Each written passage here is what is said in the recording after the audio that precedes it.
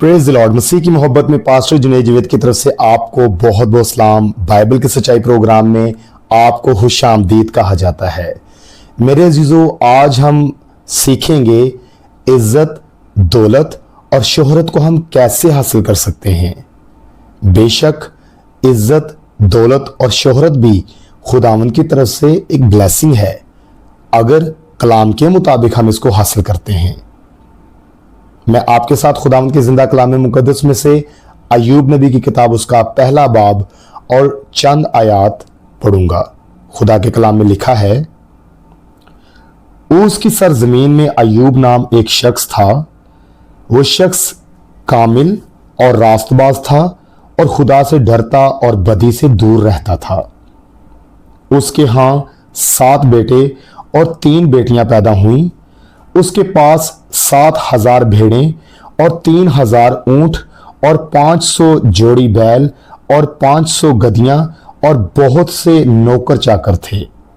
ऐसा कि अहले मशरिक में वो सबसे बड़ा आदमी था। खुदावंद के पाक कलाम के पढ़े और सुने जाने पर खुदावंद की बरकत हो। खुदावंद यीशु मसीह के नाम से आमीन। बेशक अगर देखा जाए तो अय्यूब नबी भी मेरी तरह और आपकी तरह इंसान ही था, लेकिन अय्यूब नबी को इज्जत, दौलत और शोहरत इस हद तक खुदा ने दी कि उसके बारे में लिखा है कि अहले मशरक में वो सबसे बड़ा आदमी था। यानी कि पूरी दुनिया के आधा हिस्सा अगर हम देखें तो पूरी दुनिया में से इस कदर वो अमीर है कि आधी दुनिया जितना वो शख्स अमीर तरीन शख्स था।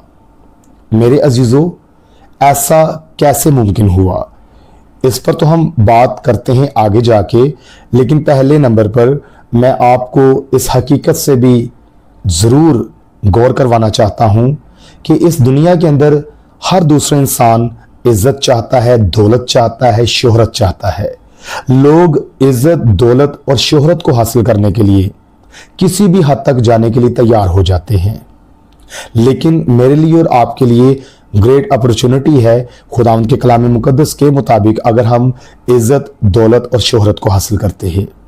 अगर हम अय्यूब नबी की जिंदगी पर गौर करें तो अय्यूब नबी की जिंदगी में 4 मेजर पॉइंट्स हमें मिलते हैं, जिसकी वजह से खुदा ने उसको इज्जत दी, दौलत दी और शोहरत दी। और वो 4 पॉइंट्स क्या हैं?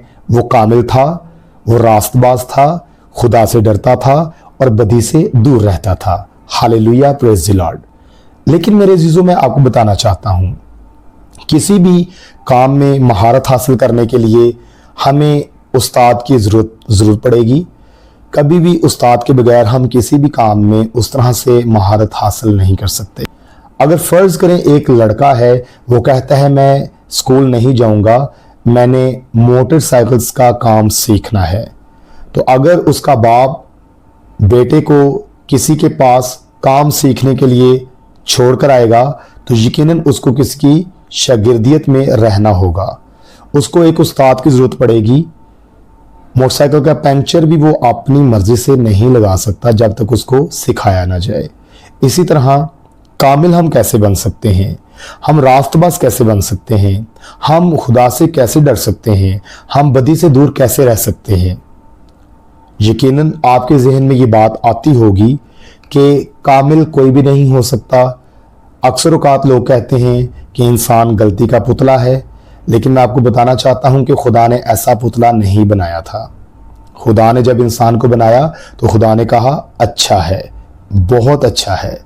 तो हम क्यों अपने आप को इस जाल के अंदर फंसा लेते हैं कि इंसान गलती का पुतला है। मैं आपको बताना चाहता हूं कि अगर कोई इंसान ये लफ्ज़ कहता है इंसान गलती का पुतला है, तो वो असल में यही कहना चाह रहा होता है कि मैं दुरुस्त रास्ते पर नहीं आऊँगा, मैं गुनाह बार बार करूँगा। वो अपने आप को ये जुमला बोलकर एक तसल्ली देता है।